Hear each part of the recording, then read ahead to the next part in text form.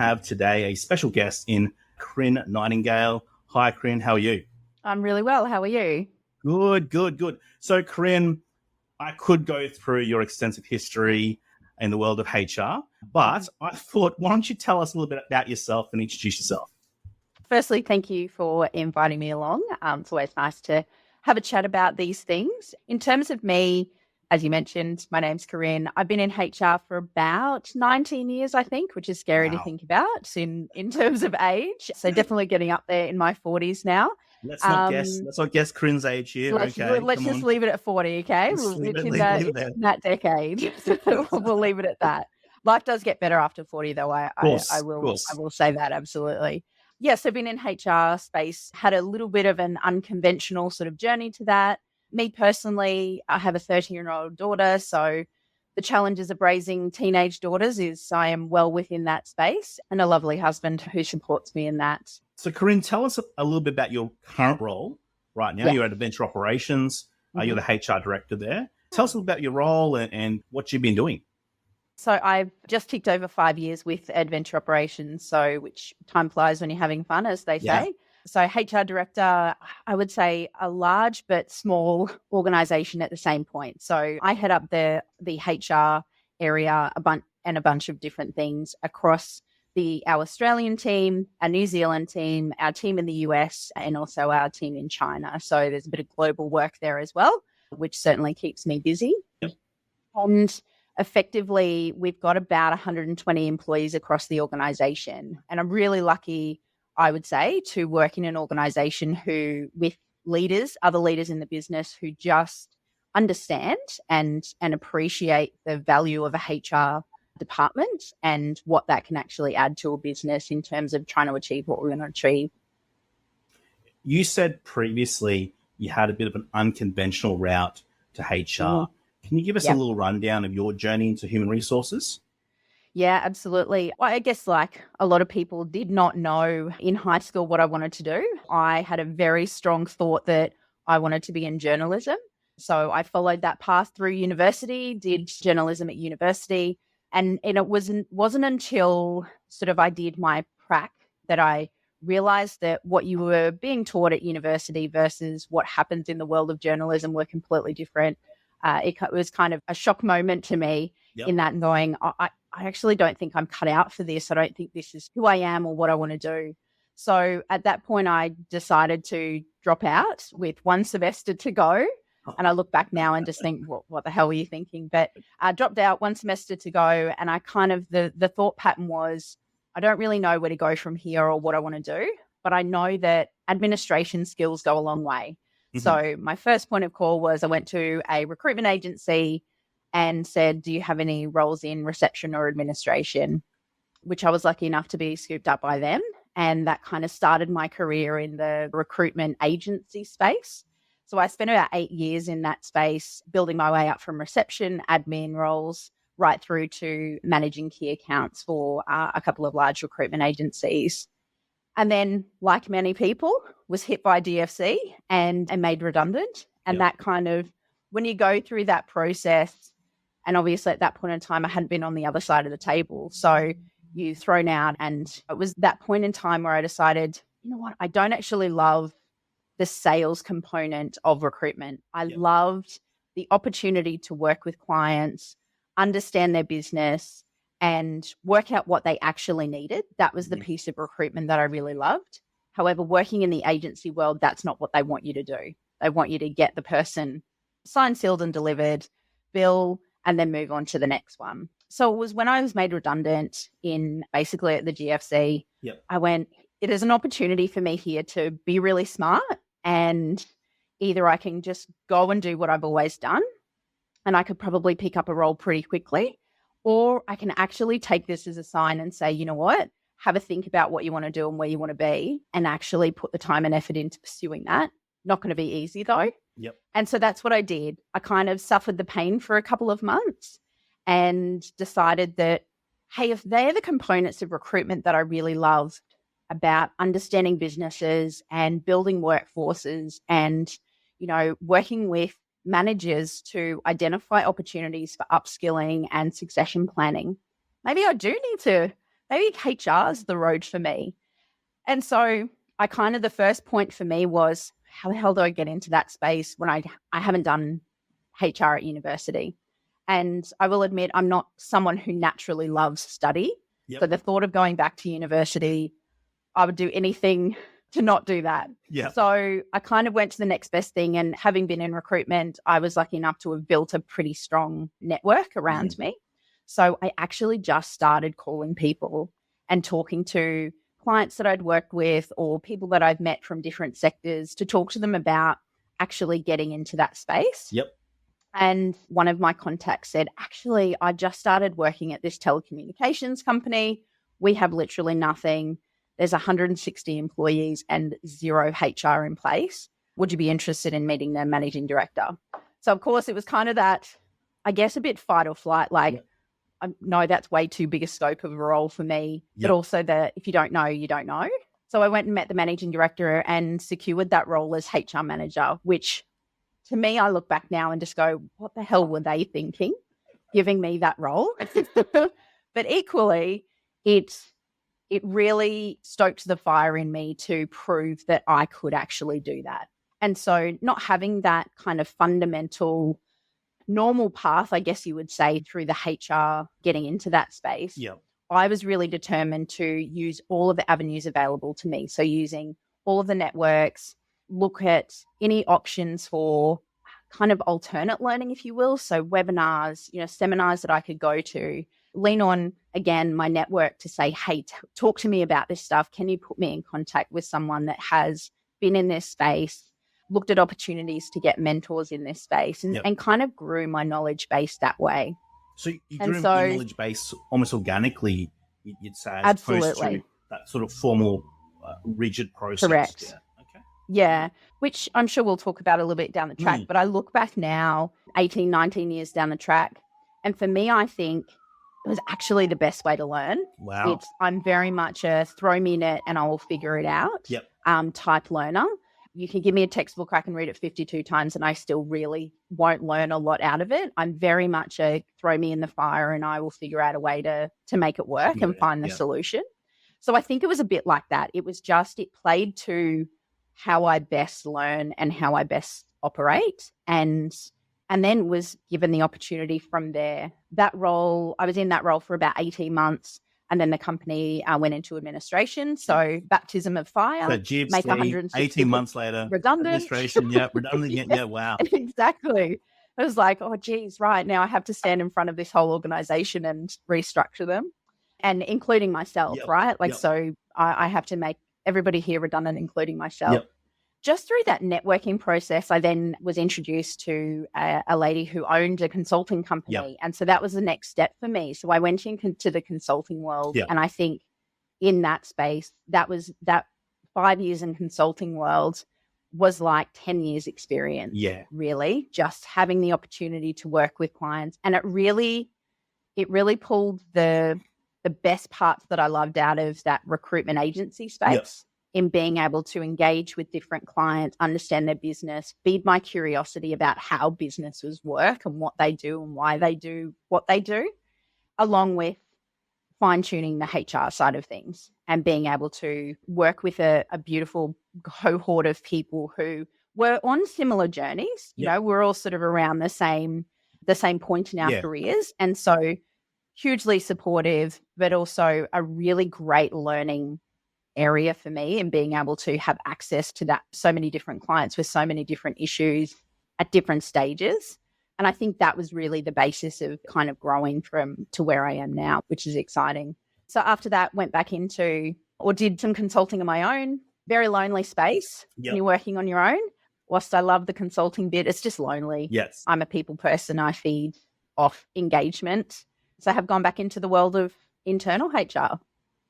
There's a couple of good points there. I want to draw you back to one of those points. You talked about being in the consulting world, and you also went by yourself for a little while there too. But being in the consulting world just gave you so many more years of experience that you probably wouldn't have got. Is that because you're dealing with so many different types of clients, so many different types of people, different types of situations that you basically got to learn that get really good at it in a short period of time, or in a period of time where, basically you're paid on an hourly, essentially charged on an hourly rate? Yes. Is that why, Yeah. you progress so Yeah. fast that way? I believe so. I think it is, and there's probably two sides of it, right? Is the technical HR skills, but it's the self growth in how you function as a HR practitioner as well. I think I benefited from, and I think that piece is very much, you had to really learn really quickly how to be able to switch on to each client, because oftentimes you would be in back-to-back meetings with different clients, and in one client meeting you would be assisting with performance management. The next you would be talking about growth strategy and possibly assisting them to present to their strategy to the board. Within the next one you were working out a restructure opportunity. It was very different each client. And then the clients themselves, we could be going from a highly professional accounting firm, for instance, to, for instance, a skateboarding company who was super chilled, super relaxed, and kind of a bit, it's all good, don't stress, don't worry about it. And it was more having to take that seat of, I need to drive you guys to get to the point that you need to get to, versus other clients who would be driving you for what they actually need from that side of things. So I think the ability to adapt super quickly and engage at their level at the right time as from what they required of you, along with actually learning the technical skills and sharpening those and being able to adapt each of those things. One thing I really love about it, and kind of, I think I look at it slightly differently to others in the HR space, is the commerciality of it. So being able to go, right, this is legislation, or this is the process we need to follow, but how do we make that adapt to your business? And so in that consulting space, having to do that 4, 5, 6 times a day to various different styles of business, I think there's huge learning in there. Not for everyone, right? Because not everybody wants to work that way. I really loved it. I really loved the, cool, who am I going to next? How do I adapt to this? And being able to test my own skills and ability that way. I want to pick up another point that you talked about, was the loneliness that you had when you're by yourself, and one of the main reasons why you decided to go into an internal position. Because I'm sure there's quite a lot of people are on this journey, and they're either internal right now and they're looking to go external, potentially by themselves most likely, or maybe even go with another consultancy firm. And those who are doing the opposite, that they want to do something very similar to what you're doing. Do you have any sort of comments, thoughts for people in that position? There's pros and cons to both sides, right? Like I think there's a beauty to being having a level of distance in consulting, in that it actually makes it a heck of a lot easier to provide advice and guidance, to manage the on the ground performance management or the restructures, because you don't have an emotional connection. You don't have the level of relationships that you have when you're working internally. So it's a lot easier in those instances. The flip side is it's really difficult to completely own what you're trying to implement, and because it's effectively the client gets to say yes or no to that. Okay, we've had enough, and now we're going to pause on this. And you're like, no, but there's so much more to do. The loneliness piece really for me came from, I think, as I said, I've learnt about myself. I draw energy from those around me, and energy, motivation, drive. But I think it also got to a point, and I did that for sort of 3.5 years, consulting on my own. It got to a point where I kind of went, I now feel like I'm not learning anything myself. I'm not drawing skills and that next level of skill, because I'm not working with anybody side by side. So there was that gap as well. So I think the lonely piece for me was the energy, drawing the energy, and just having that we're in it together feeling. But I think also there's a development piece there as well. On the flip side of that, being internal, can you have the ability to have complete ownership of things inside? You have the ability to have a greater effective influence on the business on a day-to-day basis. So my thought would be, have a go at both and see what fits with you. I think if you're in the consulting space, do it with others. and so that you have others around you that you can bounce off and engage with whilst you're also working with clients. I would say my advice would be give both of it a go. It's pretty good advice. I suppose you take it with a grain of salt.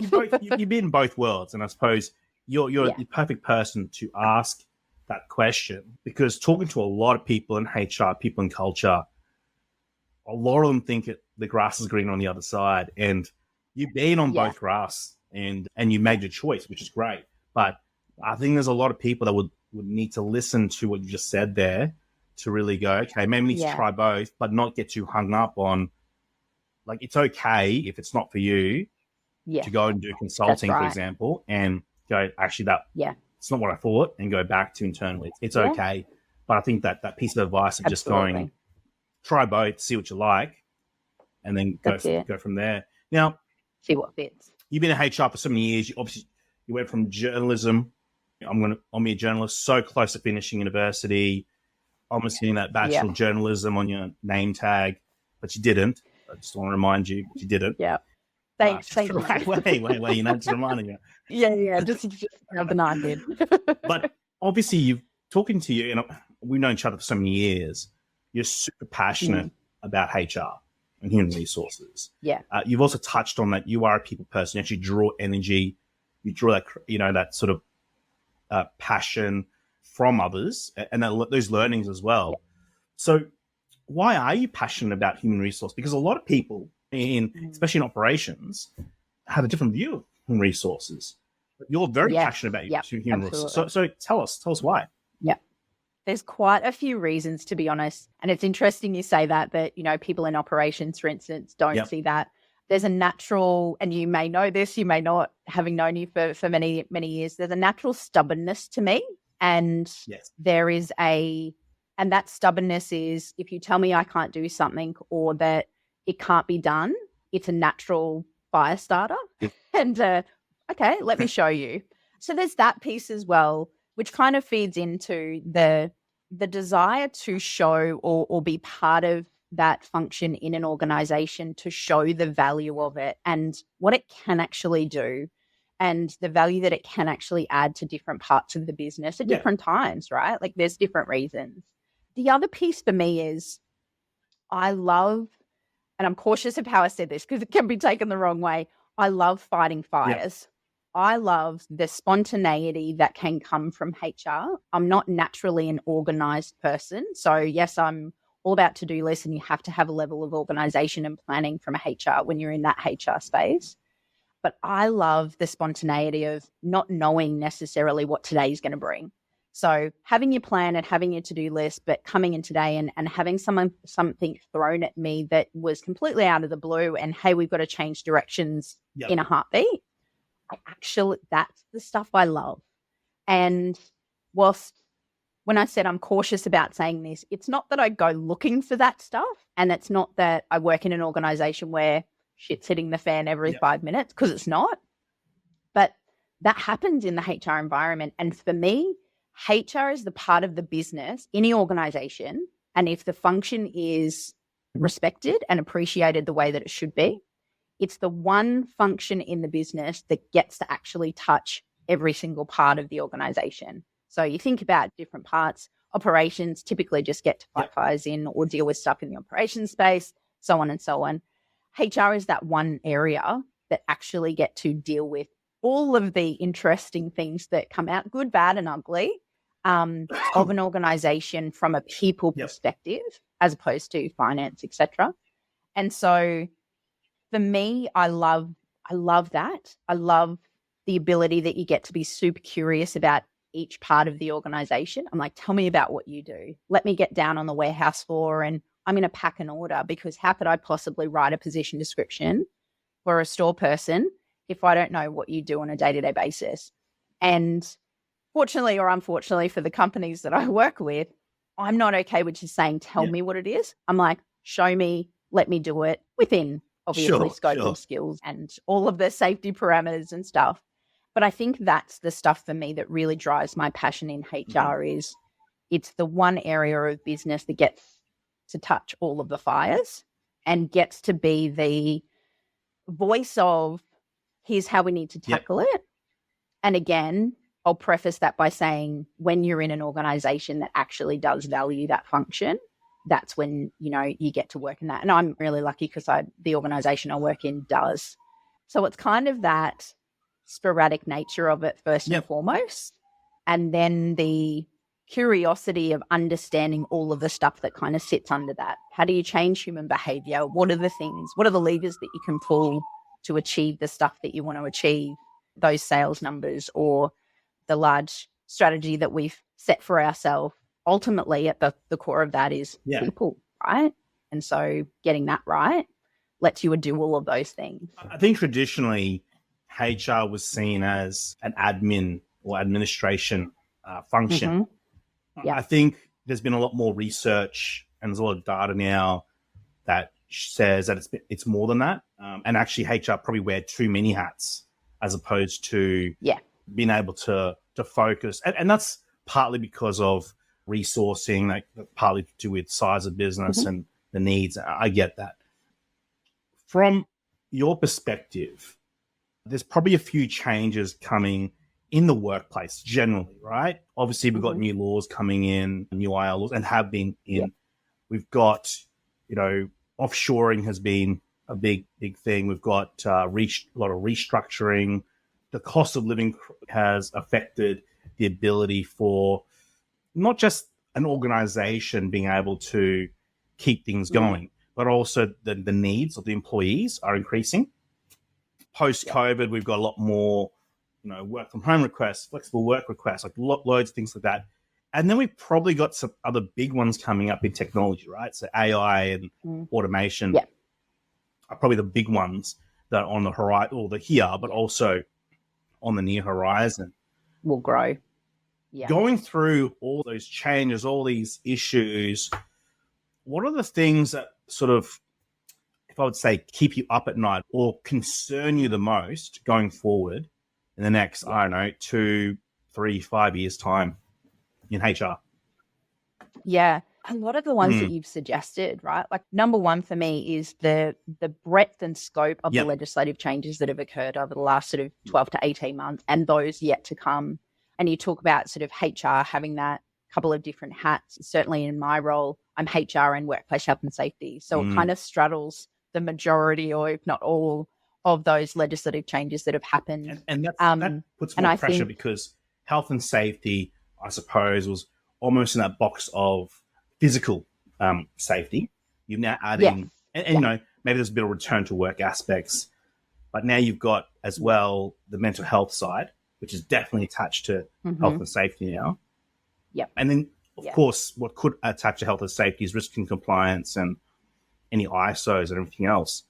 That's becoming much more common. Do you think that's a more common thing you're hearing, that HR and health and safety are sort of being mashed together now? In a lot of instances, yes, because there's becoming more and more common for them to cross over so significantly. And particularly on the mental health and psychosocial side of things.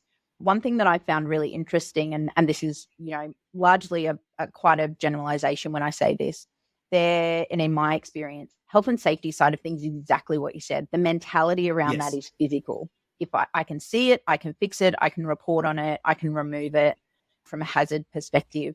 And again, in my experience, those that I've worked with in that space are very much of that mentality. If I can see it, I can do something about it. If you can't see it, it doesn't exist and I don't know what you're talking about, right? And so when you bring in the mental health side of things, a lot of the conversations, including in our business that I've had with health and safety managers or practitioners in that space, there's a reluctance to take that piece on. So I think the intervention of HR and the engagement or the combining of skills in that workplace health and safety and the HR space are actually necessary, because I would say largely HR's had way more experience or is more open to the mental health side of things and has the ability to kind of complement that, as opposed to, I think from a health and safety side of things, it's taking a little while to get their head around it. And a lot of that can be driven, which we know even outside the scope of that, mental health is a really tough area. It is very much, it's the unseen, often unspoken about, because people don't typically talk about their challenges in that space openly or willingly. it takes others in the organization to kind of identify the signs and then start to have those conversations, which isn't necessarily, and again, in my experience, a strength of the workplace health and safety side of things because it's invisible. So I think being able to bring those together, and the way that I've looked at it is very much complementary. And it's actually, I fought in our organization to have that under my remit as opposed to it sitting under operations. So, and it wasn't a big fight, but it was, hey guys, this is why I believe it needs to sit within the HR space and it become a HR and health and safety remit versus health and safety sitting under that because we have warehouses. So, which works quite well. And I think it's a necessary evil. So yes, just going back to your original question, the landscape of the legislative changes, and it's the breadth of and how many it is and the depth of each of those, and then the onflow of the work that needs to be done around that. And largely that's not just write a policy, implement it, and you're all clean. It's the training and the education and the ongoing structure. It's making sure your managers are aware of it. It's making sure board of directors and also leadership team are completely across it and know their responsibility in that space as well. So it's really extensive in that. So that's absolutely one piece that keeps me up at night, just going, what more could we do? How could we do it differently without just ticking the boxes? Because I'm not about ticking the boxes. I'm like, how do we do it the best way we can and make sure we're fulfilling those requirements? The other one for me is around probably two pieces. Flexibility. So the mess that COVID's left us with in expectation, right? And I know for us in our business, we have a large team in Queensland, which Queensland, lucky enough, we didn't have a big lockdown. So it didn't really affect us too much in terms of people getting really used to working from home, certainly not in our business. Whereas our Victorian and our New South Wales team, super locked down. And so when it came to the point of, hey, things are opening up, that's where we had challenges around re-engaging them back into office spaces. And so I think there's been a significant shift in the expectation of people with remote work and why it should just be, which we're seeing through New South Wales government at the moment, and it not being looked at as a benefit. It's a right. I have a right to work from home now because I've shown you that it can happen, right? The way that we've approached it in our organizations maybe slightly different to other organizations. It's worked really well, I will say. What I did really early on was with our leadership team said, guys, let's get on the same page. Who are we and how do we want to approach the flexibility piece about remote or hybrid working? We got really clear around that. And largely that was around, it was brought back to how we function as an organization. And we're really big on connection, limited meetings. But to have limited meetings, you have to be present and you have to be able to have on-the-fly conversations with people, which remove the need to have 10 people in a room all at the same time, 5 times a week. With people working remotely, that becomes very challenging. So we got really clear on, for us, connectivity, collaboration, and being able to engage very quickly with each other outside of structured meetings was incredibly important to do what we do and how we operate. And so once we got clear on that and we got really clear on the willingness to say no if it didn't work was that, which is hard sometimes, right? Getting everybody around the table to go, are you okay to say no to an amazing candidate if they want to work 100% remote? Because that's not who we are. So once we were all clear on that, it really then solidified our recruitment strategy around when we went out to market. We were very clear around those things. And if we had candidates who said, look, I want to work remotely, I don't want to come into the office, or I'll only come into the office once a week, it was a no. It just didn't work for us. And we couldn't give you what you want. That doesn't work for us. So unfortunately, it's not a match. And we stuck to that. And so what that meant was we were still able to find amazing people, but those that shared the same kind of wanting to work in the same manner as us. So we've managed it quite well. It's not to say that we don't have people that come in and go, well, now, can I have 3 days from home? But it's set up the conversation. So it's a lot easier of a conversation to have at that point. But also balancing it. We've just implemented the 9-day fortnight, which everyone's loving. So it's what flexibility works for our team and our business and the way that we function. So it's not about saying we're inflexible and you've got to work the way that we always have, because that's just not the world we live in anymore. But it is also going, how do we balance the two? And that's going to work for some people and it's not going to work for others. And being able to be really clear around values and how we operate was really important in that process. And that's quite values driven, right? So you drove that through your values. It is, yes. That was important. Now, can I just go back to you for a moment?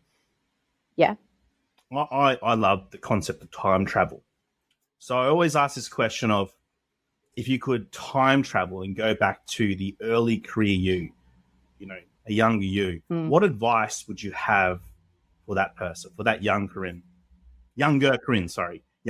Yes. Yeah. Yes. Come on.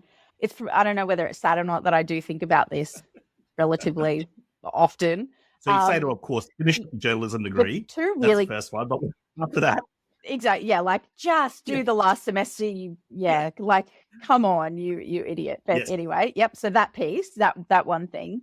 The other two really clear ones for me is, don't underestimate the value of life experience and what it can teach you outside of a university degree.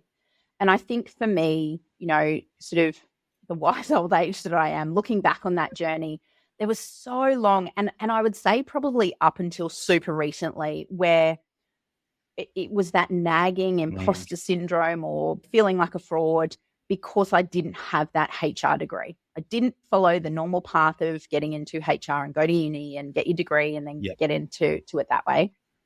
I have always had that nagging, you're not good enough at this, you're not real.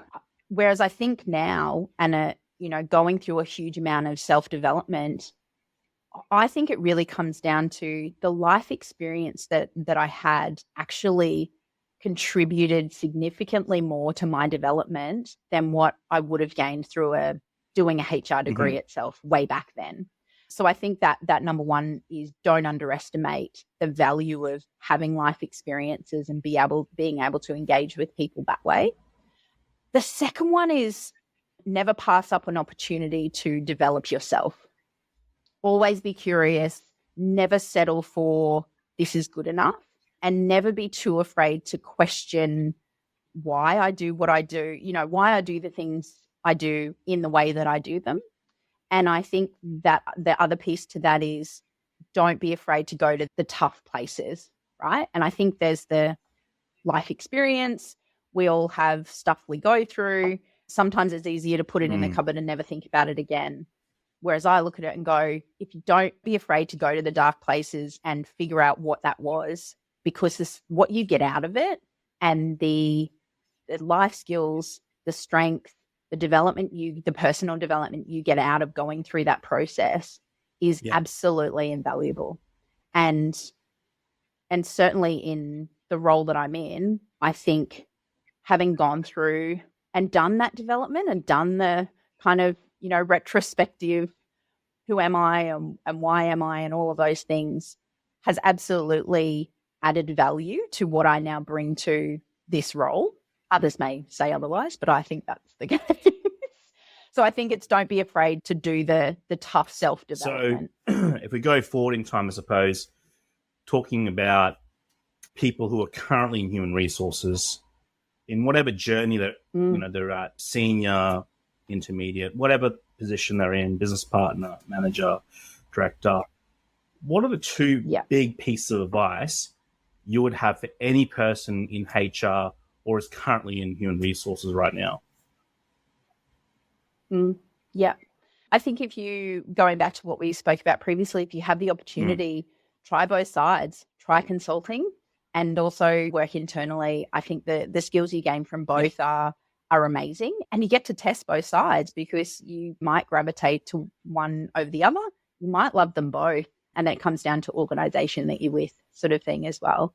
The second part is kind of twofold, but if it's internal, if it's working internal, although it does go for clients that you work with from a consulting capacity as well, is work with an organization where a senior HR practitioner has a seat at the table. So either sits on the executive team or the leadership team. It doesn't necessarily have to be you, but work in an organization where you have that representative from the HR area at that level. So someone that is a decision maker, has the ability to influence senior executives and the board, because having the seat at that table, again, it doesn't have to be you, but having a representative is absolutely incredibly important to you being able to achieve what you want to achieve and have the influence in the organization and not constantly be brought up against barriers and brick walls. And I think the second piece to that is make sure that the leaders of the organization, so particularly CEO, actually understand the value that HR can add to an organization. And it's not necessarily that they have to know the ins and outs, but certainly in my experience, oftentimes CEO level or managing director level can sometimes come through the finance route and aren't necessarily people-minded or haven't spent any time in that people space of understanding that. And so then you start to get a leader who is driven by, you're here because you have to be here to mitigate risk in the business. And that's where that admin function or clean up the mess, HR will deal with the aftermath comes from. Whereas if you have a leader who understands the value, they don't necessarily need to know the ins and outs of it, but is willing to listen, take advice, and be part of that, the recommendations or the change or the culture development, whatever it is, it actually makes your life so much easier because you have an ally and you have someone who you're not constantly battling against to get every little thing across the line. And so you still have challenges. It's still not a super easy space to work in, but it's one less battle you have to fight. So I think that's the other thing is working in an organization who has a leader who gets I want to ask the HR Engage controversial questions. Sometimes get some controversial answers here. Yep. I'm going to ask it anyway. Okay. So what is the one thing about human resources that people might disagree with you about? Okay. I'm really intrigued about what the other answers podcast to get that answer, yes. Yeah, I love it. I think the things that people would disagree with me about would be that HR isn't just here to clean up people's messes, the aftermath of the crap that's sometimes created. So we're not just, what's a nice way of saying this? We're not just the department that cleans up the mess. I have other words for it, but I'll keep it clean on in terms of this. Yeah, exactly. The other one for me is that HR isn't a handbrake or a roadblock. And what I mean by that is often you will have managers or leaders come to you at a certain point and only engage kind of at the final stages. So they've already put up with an employee seemingly with bad behavior or not performing. They haven't really done anything about it. And then they're at their wit's end. And so that's when they come to HR and go, this guy, we've got to get rid of him immediately. And so the first thing typically that HR will say, what process have you already been through? What conversations have you had? Can I see the notes, etc.? We all know what that process is. When there's nothing there, then the advice is, well, we need to start at day one, basically. And oftentimes you do get that feedback of, why are you making this so difficult? You're risk averse. You're not allowing me to terminate them, etc. HR is sometimes seen as the handbrake without the understanding of, actually, if you engage with HR on day one that you notice something's not right, it's a much easier and smoother process. And then the last one for me would be, which is huge in the HR space, is the thought or talk that HR only works for the company. So you're only here for the company's benefit. And so as an employee, I'm not going to come and talk to you, or you're not going to do anything for me because ultimately you're paid by the business. So you're only going to do things that are right for the business. And I will say in some instances, that's probably true for some HR practitioners. I think where people in HR really, really excel is they have the ability to balance the two, because ultimately we are in a position where we're paid by the company and our role is to mitigate risk and do the right thing and make sure that we're not costing and all of the other things. But the reality is we're also responsible for making sure that the greatest assets, in most instances, the greatest expense to an organization is happy and functioning and doing what they need to do in the right way with the right support and responsibility and all of those things. So it's actually, you have to walk a tightrope. You have to walk the tightrope on a daily basis.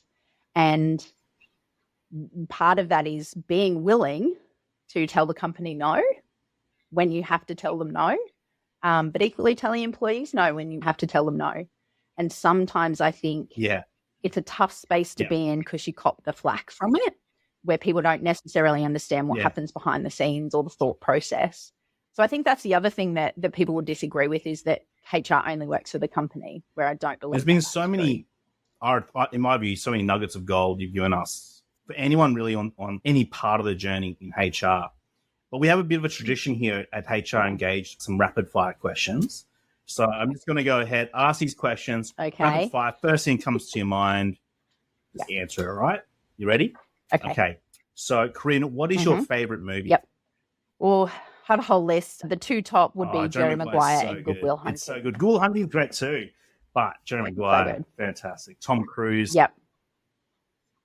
Surprisingly not Lovey story. I love the whole pre-business part and the going out on his own. That is pretty cool, isn't it? Just that concept that he just has epiphany, goes out on his own and basically relies upon one client and does all right out of it. Fantastic. Yeah. That's it on the line. Favorite holiday destination? I know you do a bit of traveling. So what's your favorite holiday destination? Yeah, by far Fiji. That is just the most amazing place. The people are absolutely incredible. And it is, as someone who isn't good at relaxing, it is the one place I've traveled to where I can actually, within a couple of days, is there a particular part of Fiji that you like more than not? Yeah, I love the Malolo Islands. So yeah, we visit there quite at least every couple of years. And apart from family and friends, who has inspired you the most? There's a couple, to be honest.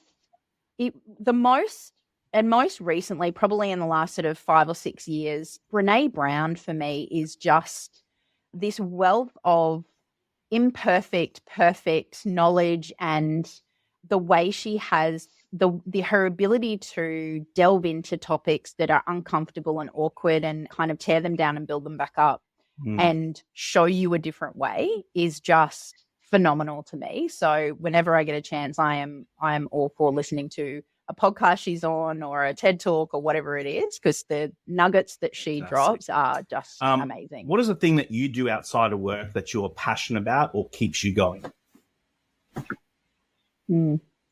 Yep. So this might surprise you. It often surprises people. I love any DIY project. I am mad for power tools.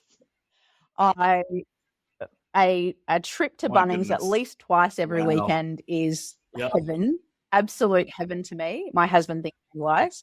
And so I'm in the process of, we've recently finished building, I didn't build it, but our new house has been built.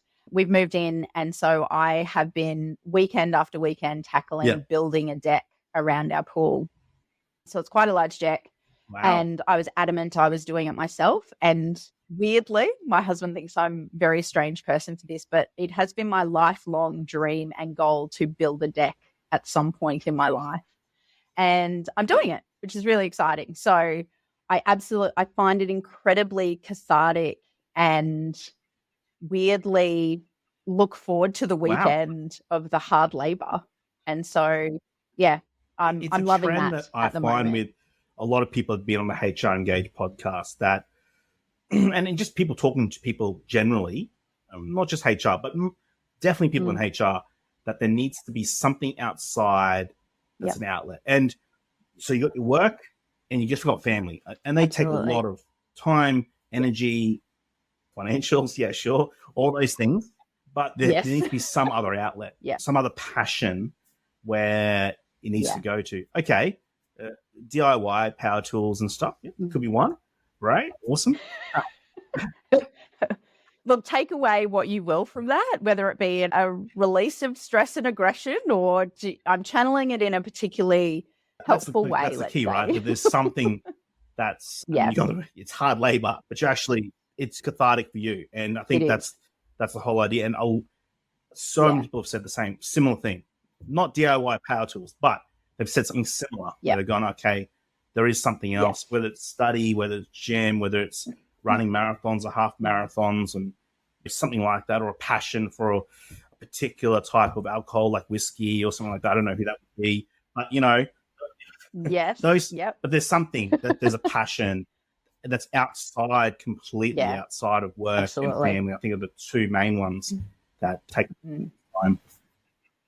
There's also a very consistent driver for me in that avenue because stereotypically speaking, it's not a commonly female outlet or hobby, right? And so I often and actually love it and thrive on it when you tell people that and have those conversations, and the looks and the but all of it, are you building You like the reaction. You want that reaction.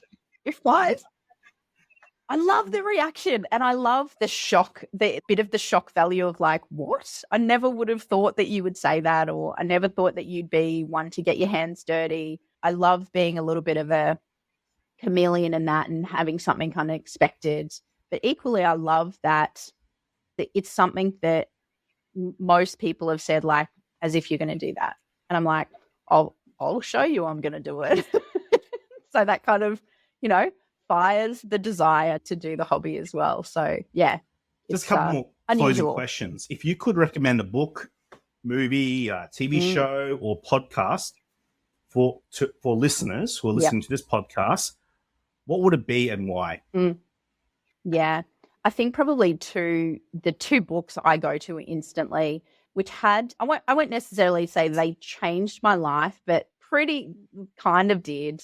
They certainly had a profound effect on how I function and how I operate, and certainly as a senior leader in an organization as well, and kind of stripped away everything I thought I knew about things. And they are two Brené Brown books. And the first one is The Power of Vulnerability.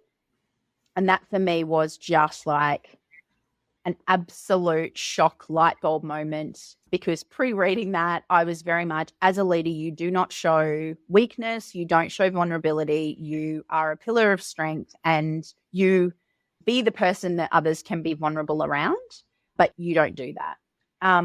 Whereas this book was how can you possibly expect other people to be willing to be vulnerable around you unless as a leader you're willing to be vulnerable? And I was just what? What? This is complete opposite to what I've learned my whole career. So it was an absolute game changer for me. Yes. A very difficult thing to change, but an absolute game changer. And the second one from her was The Gifts of Imperfection. And I think that secondarily for me was, we all have those things that we just don't feel like we're good enough at, or most people, which I'm sure you come across, most people have those moments or years and decades of the imposter syndrome and the feeling like a fraud. So having something around the imperfections, actually, if used in the right way and you harness those things, are your superpowers, and you can become who you want to be because of those things, not in spite of them. And they won't take you down.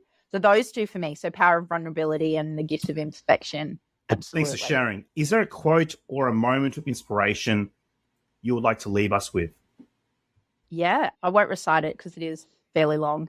The statement for me that oftentimes I find myself reverting back to, and I came across this, or I was shown this or given this when I went through a couple of years ago, sort of some self-development that we ran through the organization. And it was an excerpt from a speech that Teddy Roosevelt gave, obviously many, many, many years ago. But it's called The Man in the Arena. And it essentially is that statement that I go to whenever I find that I'm having that fight or flight moment of pulling back, or that's out of my scope, or I can't do that, or I haven't had experience in that. I get pulled to this, and it kind of is a reminder of, hey, you know what? You're probably going to fall over. You're probably going to scrape your face. You're going to have lots of bruises and cuts. But if you get to do that and show the bruises and cuts and the failures, then you get to show that you won something, whether it be the game that you're playing or experience. But you don't get to do that if you remove yourself from the situation and don't give yourself a chance. So for me, it's the one statement. There's a whole bunch of quotes and stuff like that that always sit with you. But I think that's the one for me that is, I find myself going back to on a regular basis to kind of get the confidence that you need to charge forward. And the reminder that you don't have to win everything and you don't have to get it right every single time. But if you're not willing to give it a go, you're never going to actually get anywhere and you're never going to learn. So go through the hard stuff. I think there's been a few things that you brought out here today. If you're in that position, try doing both consulting and in-house into the HR space.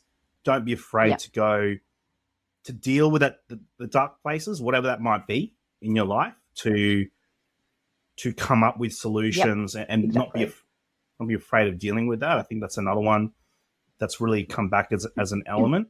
I think the other one that was really interesting is that if you are in HR, try and get to an organization which has a person that has a seat at the table, whether that's you or someone else. And I think that's really important because I've found personally those HR teams that have a seat at the table just simply have more say in the business, direction of the business, decisions of the business. They just have have more of an influence. It's just the basic tenet of it all. I think the other one as well. Absolutely. You came through a very different way to get to HR, and none of it's wrong or right. There's so many people I've talked to who have had very different journeys into HR, and that's okay. There's nothing wrong with that. I think that's the other thing. If you're a person that's listening to this podcast and you want to get into HR or you are in HR, I think there's many things you've said that resonates with people. So really, really appreciate that. So thank you so much. So we're going to end that right there. You're welcome. So thanks for having me. Corinne, thank you so much for coming on to the HR Engage podcast. Really appreciate it.